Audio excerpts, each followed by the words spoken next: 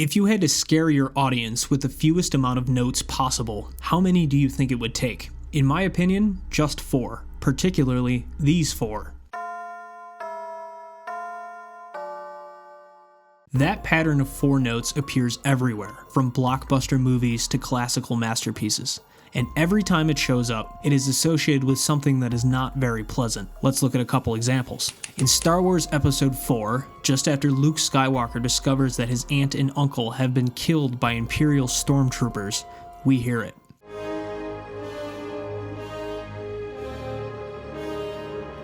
In both the musical and the movie Sweeney Todd, as Sweeney plans his revenge for his wrongful imprisonment, we hear it. In Berlioz' Symphonie Fantastique, as a murderous, delusional artist is descending into hell after killing the woman he loves most, we hear it.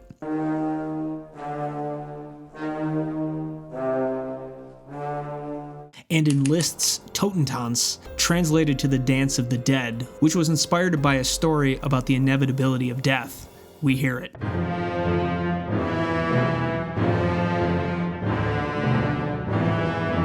Noticing a pattern here? Every time this is heard, the subject is death. Either someone just died, or someone is about to die. So what's the deal? Why is this particular series of notes used so frequently? And why is it constantly associated with death?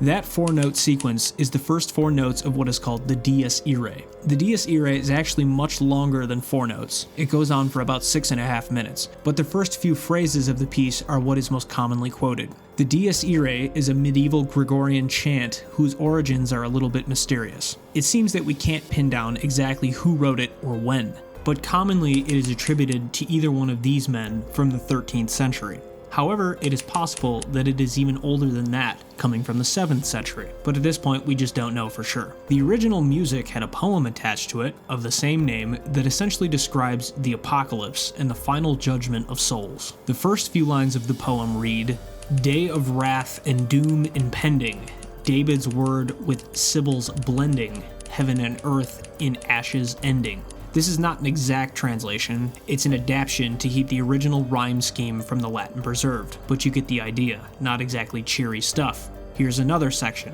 "Death is struck and nature quaking, all creation is awaking, to its judge the answer making."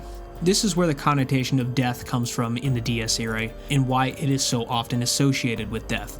And it's no secret that most of the Western world, where this music comes from, was dominantly Catholic. Especially at the time this was written, it would have been a large part of the culture, and most people would have known this music and what it meant. But the examples that we listen to are all instances where the music was borrowed, but the words were not. There is another side to the Dies Irae that is not as common today, but was made infamous by many of the great composers of the past. A requiem was a piece of music that was part of the traditional Catholic Mass for the dead. In the Requiem sequence, there is a movement or section titled the Dies Irae. In this section, the poem of the Dies Irae is set to original music, not to the Gregorian chant, and some of the greatest composers in history wrote requiems with incredible Dies Irae movements that added to the infamy of the Dies Irae as a whole. The 2 that seem to stick out the most are the Mozart Requiem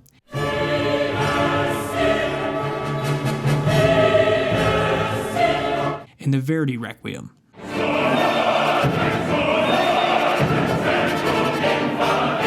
The Dies Irae was removed from the Requiem Mass in the 1960s at the Second Vatican Council, but up until that point it was a common staple, and even to this day the Dies Irae hymn is sung on All Souls Day. So many people alive today still know the words and the connotations of that melody. But let's take a look at the music itself. Gregorian chant was usually composed in one of the old church modes. There were 8 of them. The Dies Irae was composed in the Dorian mode, which is similar to the minor scale, except for that the 6th degree is raised. You can find the Dorian mode by starting any major scale on its 2nd degree and playing up to the next octave. The Dorian mode in the key of C starts on D and goes up to the next D using all of the same notes. This gives the music a dark sound, but slightly brighter than that of the minor scale. Here's a comparison between D Dorian and D minor.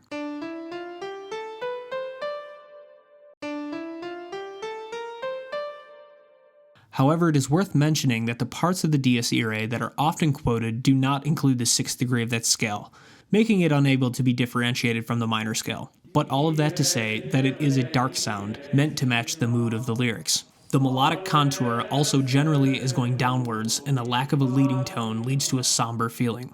So the combination of the dark melodic content, the apocalyptic lyrics, and the use of these lyrics in masterpieces such as the Mozart Requiem and the Verdi Requiem have led to this small sequence of notes being probably the most quoted motif in all of the literature. It is so common that it actually reminds me of the lick in jazz.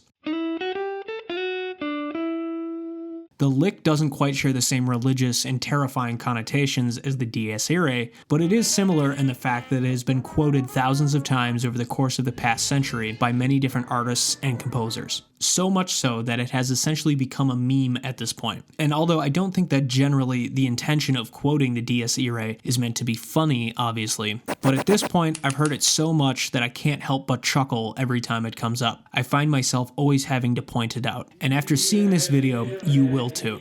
Let me know your favorite Dies Irae quotation in the comments. Thanks for watching. If you enjoyed, please leave a like and subscribe, check out another video, and consider visiting my Patreon.